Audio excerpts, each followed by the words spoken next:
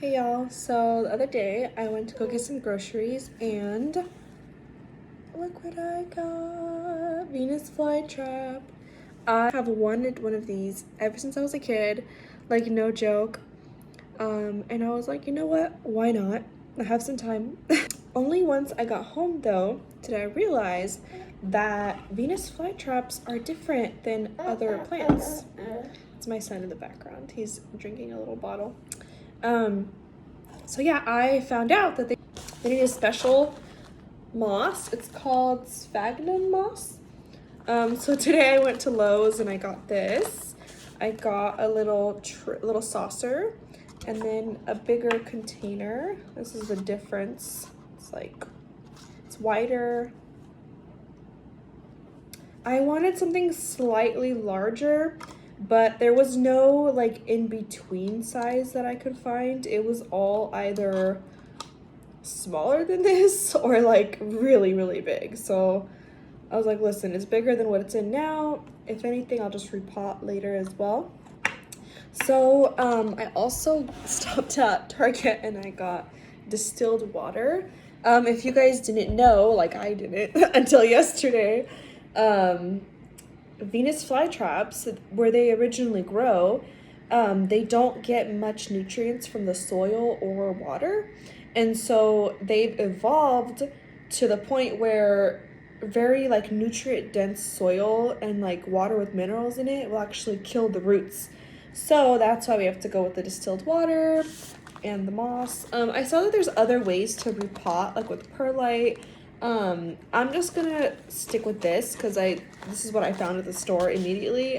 So I was like, you know what, let's go for it. So yeah, we're gonna be repotting this Venus flytrap, and if it's not perfect, if anyone here happens to be a Venus flytrap expert, sorry, I'm trying, I'm doing my best.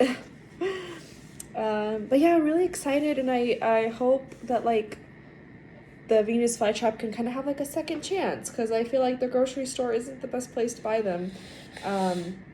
You know, and in a way I kind of feel bad. I feel like I'm contributing to grocery stores stocking up on them because I'm buying from it, but you know, I kind of am trying to think of it like, oh, I rescued it. But yeah, so I've read conflicting things. Like some people said to,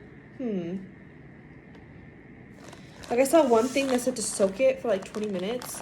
And then I saw another video where the lady just kind of grabbed it and just wrapped it around the roots.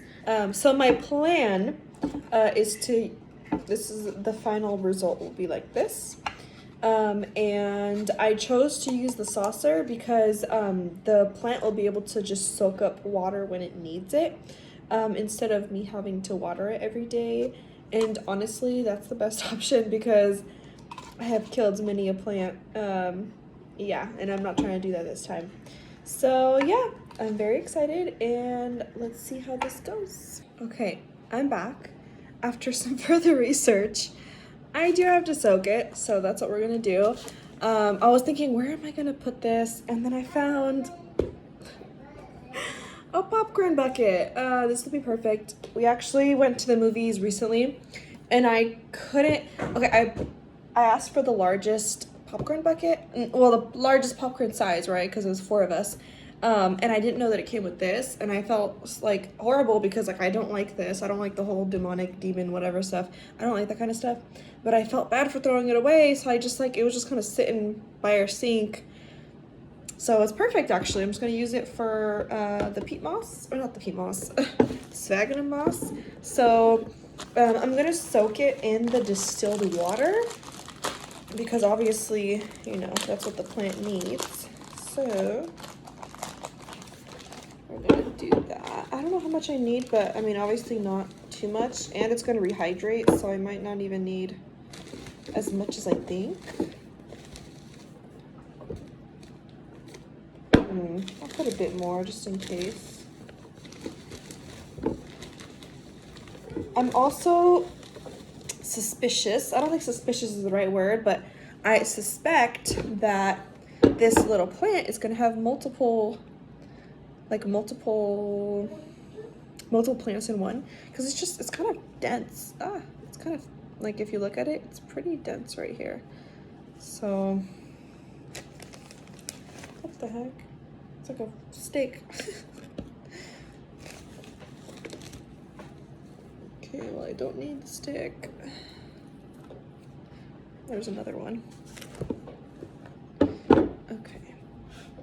Oh, my distilled water.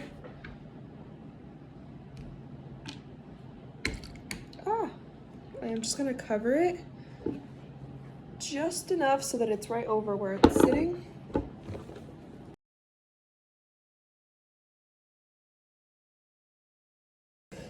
Okay, so I'm gonna leave this to soak for about 10-20 minutes, probably about 20. This is kind of what it looks like. I can't really see much. But yeah, and then I'll be back. I went to do school pickup while it soaked. When I came back, it was perfectly ready to go. Then I decided to start packing my container, and the first little few things I put in there were way too wet, so I had to take it out, start over, kind of squeeze some water out. Here I am packing it a little in. Online it said to make sure it was a spongy consistency, so that's what I did. Then I went to go get the plant from outside. It seemed a little withered, to be honest. I think I'm giving it too much sun. It's used to being inside the grocery store, so later I took all the soil out, and then I realized there's 2 plants. I was right. Honestly, one of them looked a little more wilted than the other. I was really sad. It totally felt like it was my fault, because online I did read that you're supposed to kind of gradually introduce them to sun, but they weren't even out there for a whole hour, so I thought it'd be okay. But yeah, I decided, oh shoot, I only have 1 container, so I was like, what am I gonna do? So I realized I was just gonna put the more wilted one in the container, just get it planted sooner, and then I was gonna figure out what to do with the next one. Excuse all my faces as I'm concentrating. I cannot control it as much as I try to. Yeah, I just kind of give up. But anyways, I was cutting away the little dead pieces, and it was kind of hard to tell what was dead, because some of them looked like a little wilted, but I wasn't sure if that was just because of them being in the sun just then or what. So I had seen online that to kind of wrap the roots like a little taco, and so I tried to do that here, and then just kind of shove the moss like in between the container and the plant. So I just kind of did that. I was trying to be careful so that I wouldn't like trigger the plants to close. It was a little hard to kind of control that, but I did my best. At this point, I was pretty much all done, so I just put it inside the little saucer, and then I got to filling it up, and then I put like about maybe an inch or so. I ended up having to actually refill it later because it soaked that water right up. Here's the finished result for the first one. I have 1 more. I have a bigger pot that I'm going to use. So I got to work trimming this one, and this one took me a little longer because like the dead parts were kind of stuck to the live parts, so I was trying to be really careful. And then here I started adding the moss in, and this container is a lot bigger, so it took me a lot more time. And I even had to go back and add more moss. This time I didn't soak it. I just kind of drenched it and then just used it because, sorry, I did not have time to just have to wait 10 to 20 more minutes to do this. Just kind of kept stuffing it and then just checking to see if it was tall enough. I really wanted the plant to sit on top. I finally got the plant in there, and it looked a little rough with all the moss around it, but I kind of just shoved it in the sides, tried to make it work. I didn't try to pack it too tight because the videos explicitly said not to do that. Just try to center it. And yeah, I mean, at this point, we're pretty much done.